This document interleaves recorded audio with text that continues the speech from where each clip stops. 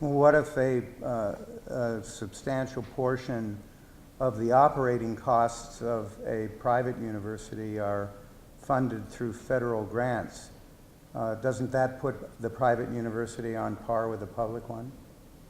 Absolutely, it does. Whenever a private university is given any federal funding, then the rights of the students are somewhat restricted in that area. Also, with the email, the students would probably have signed something that when they consented to take that email that had a privacy agreement in it that said, that defined where the line was, where the university could search their email. So I think that there is probably a contract that the student signed or agreed to online that defined what information the university could give out. So by contract, you give up your rights. Correct. However, And you even- agree or disagree with that? I agree. I think that if the student was aware, I know that most people do not read the privacy agreements online. They usually. I'm asking you if you agree with it or if you disagree with it. Oh, I don't care whether you agree I with it or agree not. with if they had the contract that gave up their rights. That's okay. So you do agree with contract, giving up your rights through contract? If you're aware of the rights that you're giving up, I think that is okay. Yes. Okay.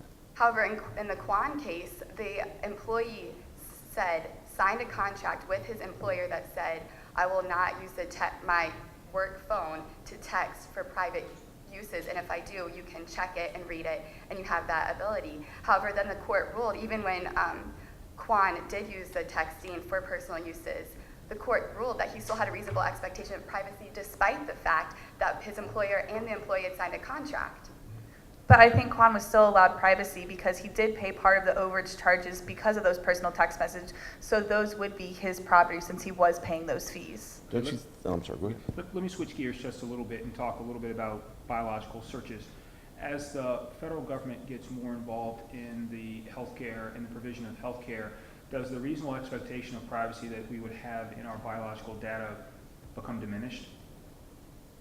The possibility for it is more likely, yes. However, I believe that it should not diminish at all. There should be more restrictions placed on how the government can access that information and who has access to it.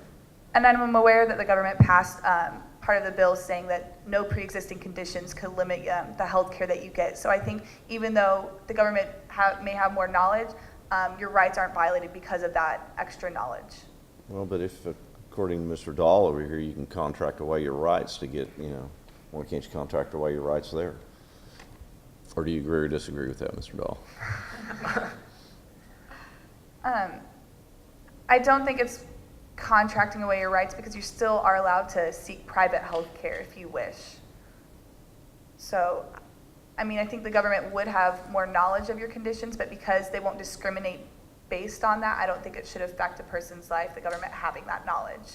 Okay. Let's assume that there's a pandemic out there and the government needs to protect people. Should it be able to require that folks give blood samples so that they can then search to see who may very well carry the pathogen that's causing the pandemic? Oh. Go ahead and answer the question.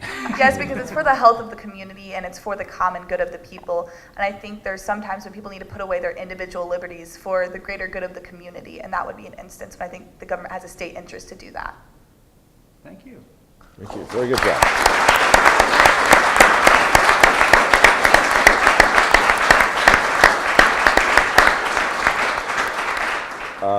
You can't see their faces, but there was a lot of relief there. Anyway, Judge, would you like to share a comment or two? I thought your 4 minutes of testimony were superb. You piqued my interest right up front by suggesting the need for minor changes in the law of search and seizure in light of the new technological age. And of course, that then led to what interest in what those changes were going to be.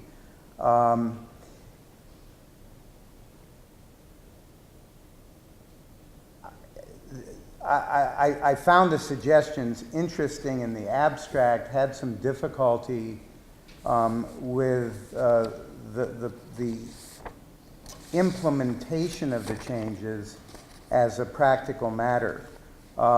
hence my question. Going to the matter of federal constitutional law versus state constitutional law. Making state constitutional law uniform may be a good thing or a bad thing in theory, but how do you do it? The states have the constitutional prerogative to experiment. They are invited to experiment by the United States Supreme Court. That means they are invited to be different. That's antithetical to uniformity. How do we reconcile those two constructs, both of which may have something to say for them? Nobody's got the answers to those questions. That's why this question is a tough one. I think you dealt with it very well. I think you did a terrific job. Judge? I would agree. The opening statement struck me as being extremely good, in part because it raised issues from various angles. And hitting those issues from various angles is very important to figuring out sort of the whole of what the Fourth Amendment is about, particularly as we move forward in the technological age.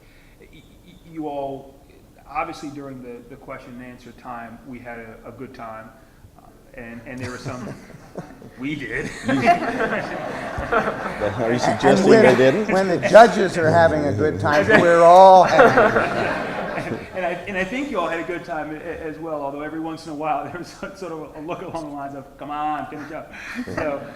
But the discussion was a high-level discussion, and that's driven by you all. And you all, I think, did a very, very nice job with it.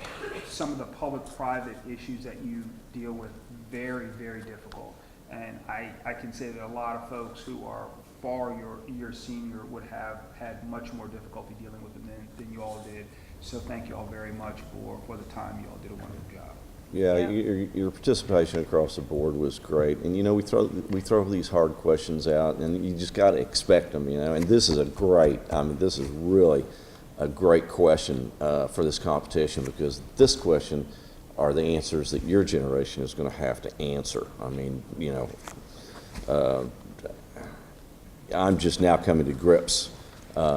You know, with your generation, you guys are the ones that are, you know, born with keyboards in your hands. And you lay all this information out there, Facebook, MySpace. And, you know, is that public? I mean, is that just out there for anybody or the government to come and start mining all of that stuff? If you said no, you know, this part of it is private. Interesting questions that your generation is going to have to answer. But I feel like it's going to be in good hands. Good job.